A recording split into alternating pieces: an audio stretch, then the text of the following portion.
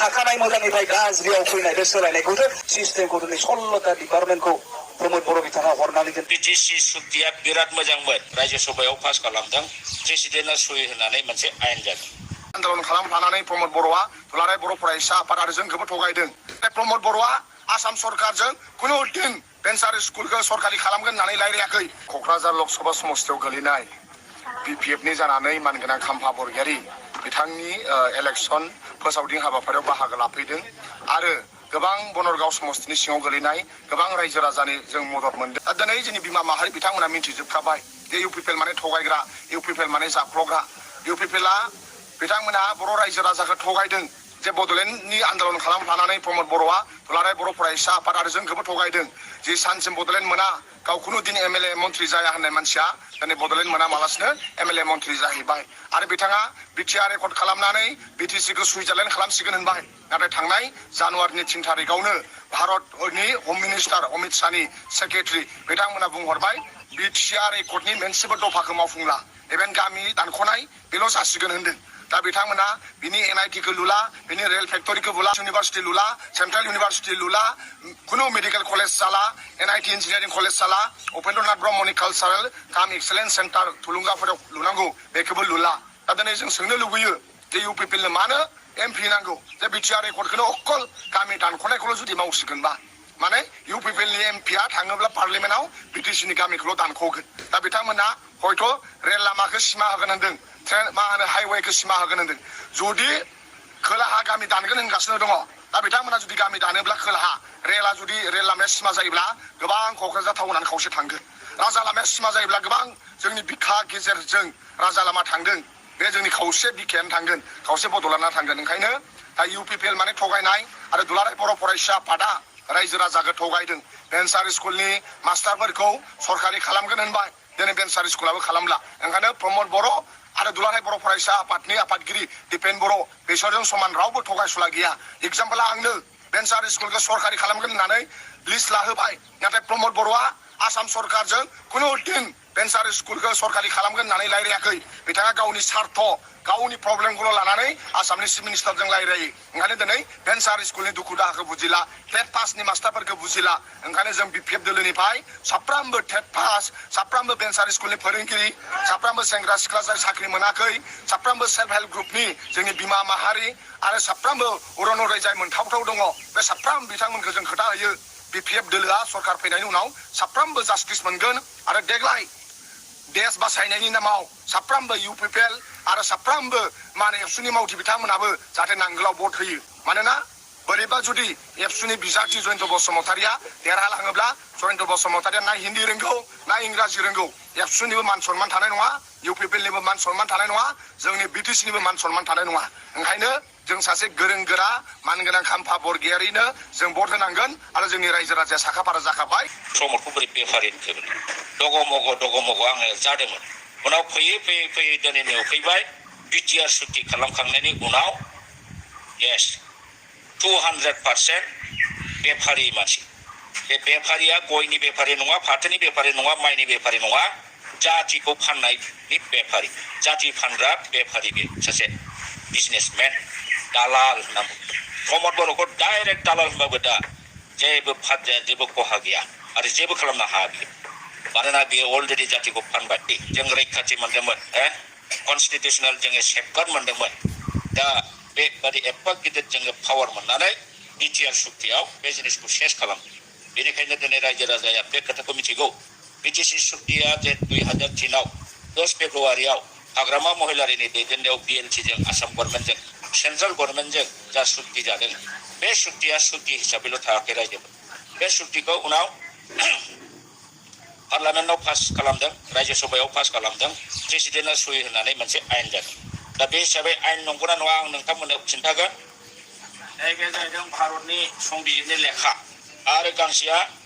नैबे दं बे जाहैबाय जेनेरेल कनस्टिटिउसन नैबे जाहैदों 6 सिडुलनि कनस्टिटिउसन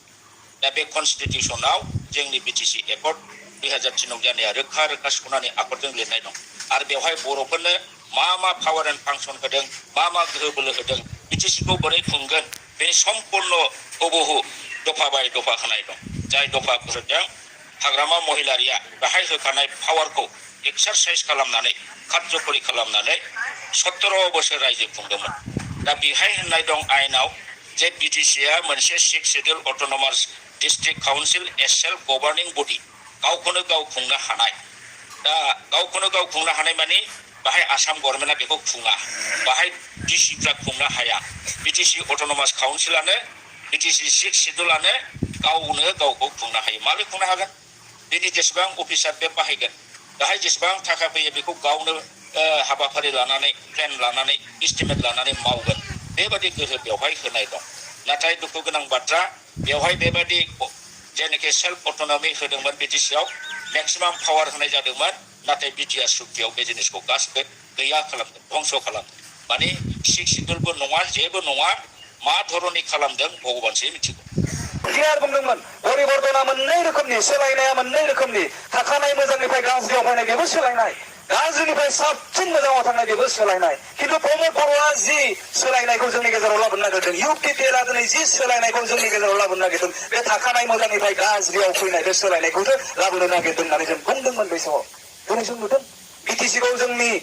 बिर जोहोलावजोफ्रा थै आरो जिउ होनानै दानानै लादोंलै ओरैनो मोनाखै जोङो बुख्रुब जालांदों जोङो बिनि थाखाय जों बिटिसिखौ मोनदों हाग्रामा महिलारि आरो खाम्फा बरगयारि बिथांमोनानो दिनै बे मोनब्रै जिल्लायाव दानानै होदों नोंनि आरो आंनि थाखाय जोंनि लामा लुमाखौ मोजां खालामनो थाखाय जोंनि गेजेराव प्रभिन्सियेल स्कुल आरो कलेज बानायनो थाखाय हस्पिटाल बानायनो थाखाय बिथांमोना बानायनानै होदों लाबोदों आरो बेखौ जों ओरैनो मोनाखै जों जुदि लामा मोजां थाबायनो मोनदोंबा जोंनि मुंख्लंफोरनि थै आरो जिउनि थाखायसो मोनदों नाथाय बे सिस्टेमखौ दिनै 16टा डिपार्टमेन्टखौ प्रमद बर' बिथाङा हरनानै दोनदों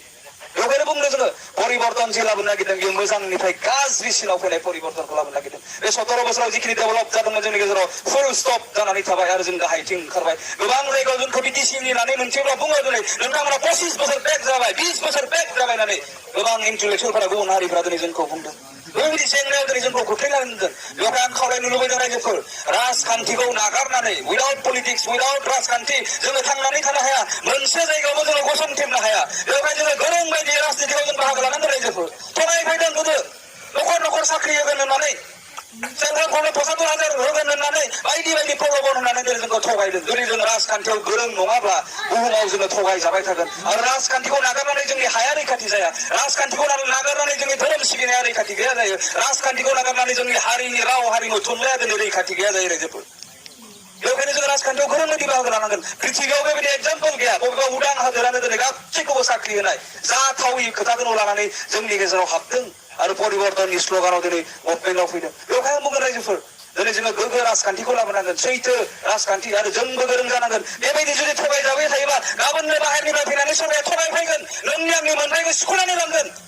बेवहाय साबधान जा रायजोफोर जों राजखान्थियाव गोरों जानांगोन राजखान्थिखौ नागारनानै जोंहा रैखाथि गैया आरो बे गिलु बालु मोनसे रिपर्टफोरनिफ्राय बासायनो हाग्रा गोहोआनो जाहैबाय राजखान्थि नोंथांमोननि सिगाङाव दिनै फैदों दरं उदालगुरिनि रायजो राजाफ्रा बाहागो लाबाय नोंथांमोननियाव जानो गोनां जि 7 तारिखआव जि बिसायख'थि बे बिसायख'थियाव नोंथांमोना नांगोलनि सावगारियाव भट होनानै खाम्फा बरगयारिखौ नोंथांमोना दिल्लीयाव एमपि महरै फाथायहरनांगौ बिनि गेजेरजोंनो जोंनि हा हुनि रैखाथिनि थाखाय खामानि मावनांगोन बिनि गेजेरजोंनो दिनै जोंनि गोमालांनो नागिरनाय जि मोनसे खुंथाय गोहो बेखौ जों लाबोफिननांगोन बिनि गेजेरजोंनो दिनै जोबथेसालियाव थानाय जोंनि गोबां दैदेनगिरिफोरखौ दिनै उदां अख्राङाव लाबोनांगोन बिनि गेजेरजोंनो दिनै जोंनि मुंख्लंफोरनि जि अनसुंथाइ मोननांगौ बेखौ दिनै जों लाबोनांगोन रायजोफोर बेवहाय आं खावलायदों नोंथांमोननि बे बेसेन गोसा भटखौ फैगौ 7 तारिखनियाव जानो गोनां जि बिसायख'थि बे बिसायख'थियाव नांगोलनि सावगारियाव नोंथांमोना भट होनानै खाम्फा बरगयारिखौ दिल्लीयाव एमपि महरै दैथायहरगोन होननानै आं फोथायदों आं सोंनो हास्थायदों नोंथांमोना हागोन ना नांगोलनि सावगारियाव भट होनो हागोन ना रायजोफोर हागोन ना रायजोफोर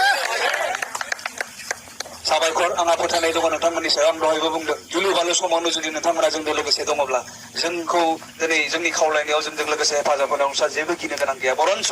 नांगोलनि सावगारियाव भट होनानै खाम्फा बरगयारिखौ जोङो एमपि महरै दैथायहरनो हायोब्ला जोंनि गासैबो जेंनाफोरा दिनै जोबनानै फैगोन बेवहाय आंहा फोथायनाय दङ आरो नोंथांमोननि बे बेसेन गोसा भटआ नांगोलनि सावगारियाव गोग्लैगोन होनना